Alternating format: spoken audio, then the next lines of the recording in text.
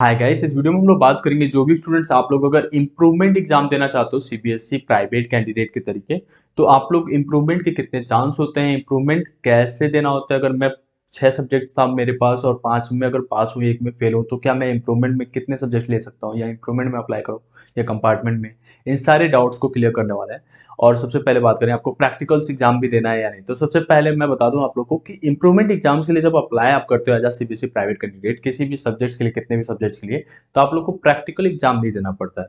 अब जैसे आप इंप्रूवमेंट एग्जाम दे रहे हो लाइक अपने परसेंटेज को इंक्रीज करने के लिए, जैसे आप 2 सब्जेक्ट्स में दोगे तो जो मार्कशीट आती है आपको वो 2 सब्जेक्ट की ही केवल आएगी, कंसोलिडेटेड मार्कशीट नहीं आती है, ठीक है।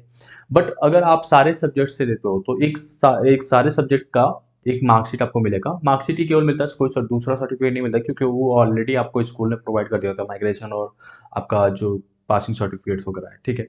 और लेकिन अब यहाँ पे आपको एक चीज और ध्यान देना होगा, जो आपका इंप्रूवमेंट वाला मार्कशीट आता है ना, उस पर लिख के आता है क्या you have appeared for improvement exam, ठीक है। अब यहाँ पे एक चीज जानते हैं, इंप्रूवमेंट में अप्लाई करने के कंडीशंस क्या क्या रहते हैं, कितने चांस रहते हैं।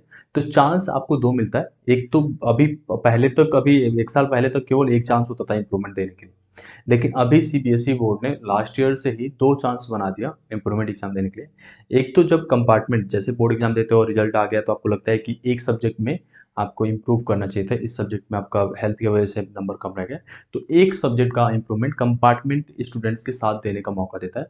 अगर आप उस समय एक सब्जेक्ट में इंप्रूवमेंट नहीं करना चाहते थे और सारा सब्जेक्ट का करना चाहते थे या 2 सब्जेक्ट का, तो आपका एक दूसरा चांस होता है जिसमें आपको जो है पूरा सब्जेक्ट्स का अगले साल बोर्ड एग्जाम में अपीयर करने का मौका देता है। और इसमें ये मेक श्योर करना पड़ता है कि आप जो है इस बीच किसी लाइक कॉलेज वगैरह में एडमिशन ले लिया और उसके लिए आप डिजायर कर रहे हो, ठीक है।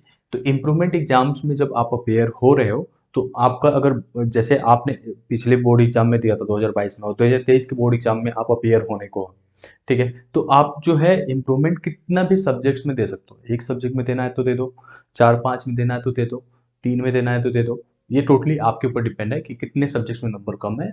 लेकिन ये ध्यान रखना है कि उतने ही सब्जेक्ट का मार्क जो सब्जेक्ट्स हैं उसी का मार्कशीट आपको बन के आता है, ठीक है। एक और बात रहती है कि लाइक अगर मेरे को 3 सब्जेक्ट का इंप्रूवमेंट दिया तो क्या मैं आगे काउंसलिंग वगैरह कोई होनी है या जॉब वगैरह में, तो दिक्कत आती है, कैसे मैं मार्क्स को कैलकुलेट करूँ, ठीक है। तो बेस्ट ऑफ कैलकुलेट होता है, जैसे मान लो ये 3 सब्जेक्ट में दिया, 2 सब्जेक्ट में काफी बेहतरीन नंबर है इससे, तो इसमें जो 2 सब्जेक्ट था उसको हटा के अपने साइड से ही हाइड कर लिया था, और इसका जो 2 सब्जेक्ट है उसको उठा के उसके बाद से 5 का परसेंटेज काउंट हो जाता है, ठीक है।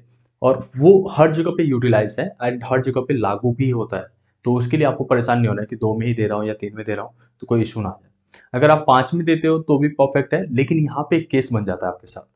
5 सब्जेक्ट का अगर इंप्रूवमेंट एग्जाम आप दे रहे हो, ठीक है, तो आपको कोई एक मार्कशीट को कंसीडर करना पड़ेगा। मतलब अगर इसमें इंप्रूवमेंट वाले में ज्यादा नंबर है, तो ये जो पीछे वाला मार्कशीट था वो मार्कशीट को आप जो है बेस्ट नहीं कैलकुलेट करो। जैसे मान लो 4 में आपका अच्छे नंबर है, इसमें एक में अच्छा नंबर था, तो ये नहीं कि इसमें 4 उठा लिया इसमें का एक।